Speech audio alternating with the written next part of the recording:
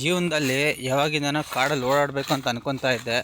ಅದು ಇವತ್ತು ಕ್ಲಿಯರ್ ಆಗೋ ಥರ ಇದೆ.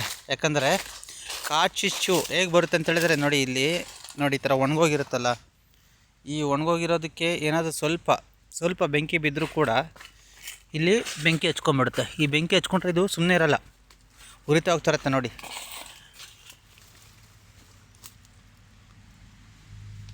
ಉತ್ತ ನೋಡಿದ್ರೆ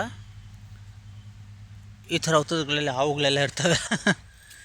ಸೊ ಬೇಸಿಕಲಿ ಏನಂದರೆ, ನಾನು ಶಿವಮೊಗ್ಗ ಕಾಡಲ್ಲಿದ್ದೀನಿ. ಒಳಗಡೆ ಹೋಗೋದಕ್ಕೆ ಪರ್ಮಿಷನ್ ಕೊಡಲಿಲ್ಲ, ಬಟ್ ಕೇಳ್ತಾ ಇದ್ದೀನಿ. ಒಂದು ವೇಳೆ ಕೊಟ್ಟರೆ ಮಾತ್ರ ಖಂಡಿತವಾಗೂ ಒಳಗಡೆ ಹೋಗ್ತೀನಿ. ಸೊ ಇಲ್ಲಿ ಬೇಲಿ ಹಾಕಿರ್ತಾರೆ, ನನಗೆ ಆಮೇಲೆ ತೋರಿಸ್ತೀನಿ ಆ ಬೇಲಿನ. ಈ ಒಳಗಡೆ ಅಂದರೆ ಕರಡಿ, ಚಿರತೆ, ಹುಲಿ ಪೊಲಿ ಏನೂ ಇಲ್ಲ.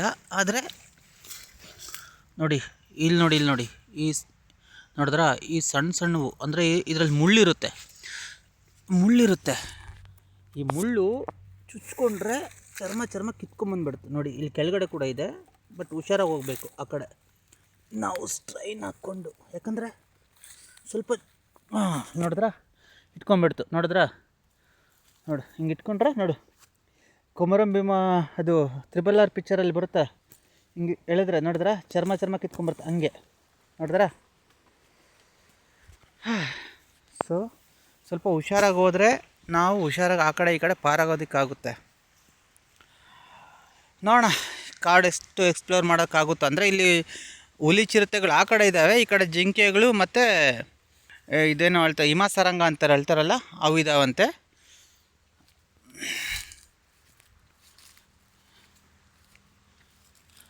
ಇಲ್ಲೊಂದು ಮರ ನೋಡಿದೆ ನಾನು, ಸೂಪರಾಗಿದೆ. ಇಲ್ಲಿ ಎಲ್ಲೆಲ್ಲಿ ಮುಳ್ಳುಗಳಿದಾವೆ ಗೊತ್ತಾಗಲ್ಲ. ನೋಡಿ ಇಲ್ಲಿ ನೋಡಿ ನೋಡೋದು ಸಣ್ಣಗಿರ್ತವೆ ಅಷ್ಟೇ, ಗೊತ್ತಾಗಲ್ಲ. ಇದು ಮರ ಯಾರೋ ಕಡ್ದಿದ್ದಾರೆ, ಅರ್ಧ ಕಡ್ದ ಮೇಲೆ ನೋಡಿ, ಅರ್ಧ ಕಡ್ದಿದ್ದಾರೆ. ಕಡ್ದ ಮೇಲೆ ಕೂಡ ಬಿದ್ದೋಗಿ ಮತ್ತೆ ಈ ಥರ ಬೆಳೆದಿದೆ. ಅಂದರೆ ಪ್ರಾಣ ಎಲ್ಲಿ ಯಾವಾಗ ಹೇಗಿರುತ್ತೋ ಗೊತ್ತಾಗಲ್ಲ. ಸೊ ಓಕೆ, ನಾವೀಗ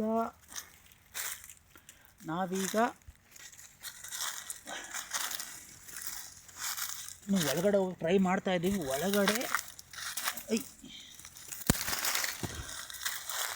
ಇನ್ನೂ ಹೋಗಬೇಕು. ನೋಡೋಣ ಎಲ್ಲಿ ತನಕ ಹೋಗ್ತೀವಿ. ನೋಡಿದ್ರ ಊಟ ಹೇಗೆ ಬೆಳ್ಕೊತಾ ಇದೆಯಾ,